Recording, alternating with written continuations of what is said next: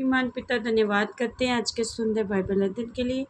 खुदावन हर एक को बड़ी बरकत है, आशीष कर पिता यीशु नाम से मांगते हैं, आमीन। हम पढ़ेंगे यहोशू की किताब 13 अध्याय। बाद में जीते गए राज्य।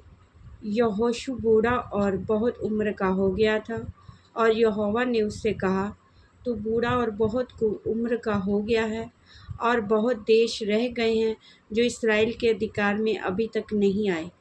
ये देश रह गए हैं, अर्थात फ़लिस्तियों का सारा प्रांत और सारे यशूरी, मिस्र के आगे शीहोर से लेकर उत्तर की ओर एक्रोन की सीमा तक, जो कनानियों का भाग गिना जाता है, और फ़लिस्तियों के पांचों सरदार अर्थात अज्जा, अश्दोद, अश्कलोन, गत और एक्रोन के लोग, और दक्षिण की ओर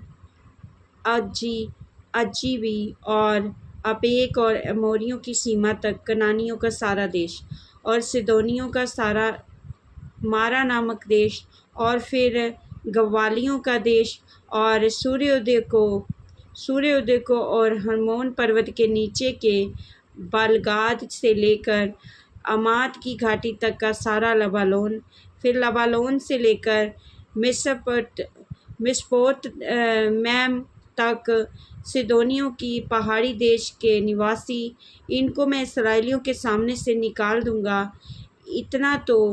इतना हो कि तू मेरी आज्ञा के अनुसार चिट्ठी डालकर उनका देश इसराइल को बांट दे। इसलिए तू अब तक इस देश को 9 गोत्रों और मनश्शे के आधे गोत्र को उनका भाग होने के लिए बांट दे। यरदन के पूर्वी भाग का बंटवारा।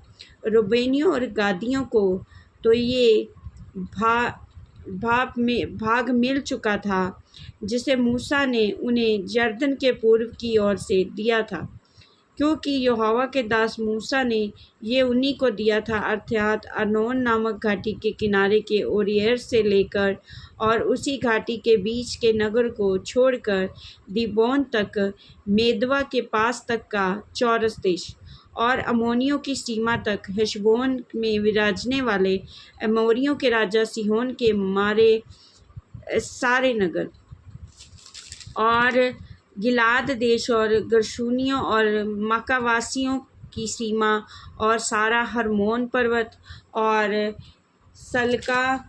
सलका तक सारा बाशान, और आशरोत और इद्रोई में विराजने वाले उस ओग का सारा राज्य जो रपाइयों में से अकेला बच गया था, क्योंकि इन्हीं को मूसा ने मार कर इनकी प्रजा को उस देश से निकाल दिया था। परंतु इसराइलियों ने गशूरियों और माकियों को उनके देश में से ना निकाला, इसलिए गशूरी और माकी इसराइलियों के मध्य में आज तक रहते हैं। और लेवी के गोत्रियों को उसने कोई भाग ना दिया, क्योंकि इसराइल के परमेश्वर यहोवा के वचन के अनुसार उसी के हव्य उनके लिए भाग ठहरे हैं। रूबेन के गोत्र को दिया गया भाग।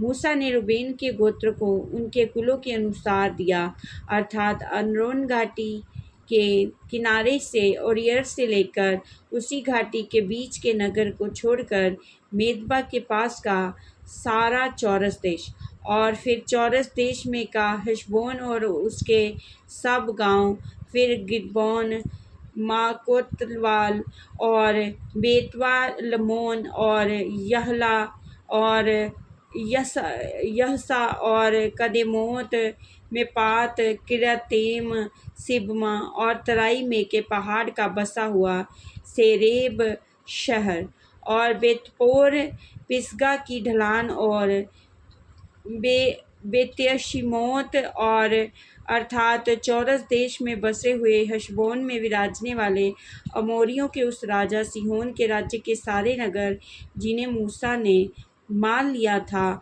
मूसा ने एक्री, रेमेक, सूर, हूर और रेबा नामक मिद्दान के प्रधानों को भी मार डाला था, जो सिहोन के ठहराए हुए हाकिम और उसी देश के निवासी थे। और इसराइलियों ने उनके और मारे हुओं के साथ बोर के पुत्र भावी कहने वाले बिलाम को भी तलवार से मार डाला। और रुबेनियों की सीमा यरदन का किनारा ठहरी। रुबेनियों का भाग उनके कुलों के अनुसार नगरों और गांव समेत यही ठहरा। गाद के गोत्र को दिया जाना। फिर मूसा ने गाद के गोत्रियों को भी कुलों के अनुसार उनका निज भाग करके बांट दिया। तब ये ठहरा अर्थात जाजेर आदि गिलाद के सारे नगर और रब्बा के सामने के और येर तक अम्मोनियों का आधा देश और हेशबोन से राम तिस्मे और बतोनोम तक और महनैम से दबीर की सीमा तक तराई में बेथरम केतनिमा और सुकोत और सापोन और हेशबोन के राजा सिहोन के राज्य के बचे हुए भाग और क्रेतरेत नामक ताल के सिरे तक यरदन के पूर्व की ओर का ये देश जिसकी सीमा यरदन है। गादियों का भाग उनके कुलों के अनुसार नगरों और गांव समेत यही ठहरा। मनशी के आधे गोत्र को दिया जाना। फिर मूसा ने मनशी के आधे गोत्रियों को भी उनका निज भाग करके दे दिया। वे मनशियों के आधे गोत्र का निज भाग उनके कुलों के अनुसार ठहरा और वे ये है अर्थात महनैम से लेकर बाशान के राजा ओग के राज्य का सारा देश और बाशान में बसी हुई याइर की 60 बस्तियां और गिलाद का आधा भाग अशारोत और अदेर और बाशान में ओग के राज्य के नगर थे। ये मनशे के पुत्र माकीर के वंश का और माकीर के आधे वंश का नीच भाग कुलों के अनुसार ठहरे। जो भाग मूसा ने मोआब के अराबा में यरीहो के पास यरदन के पूर्व की ओर बांट दिए वे यही हैं। परंतु लेवी के गोत्र को मूसा ने कोई भाग न दिया। इस्राएल का परमेश्वर यहोवा ही अपने वचन के अनुसार उनका भाग ठहरा। इस वचन के द्वारा ब्लेस करेंगे। आमीन। सबको जय मसीह।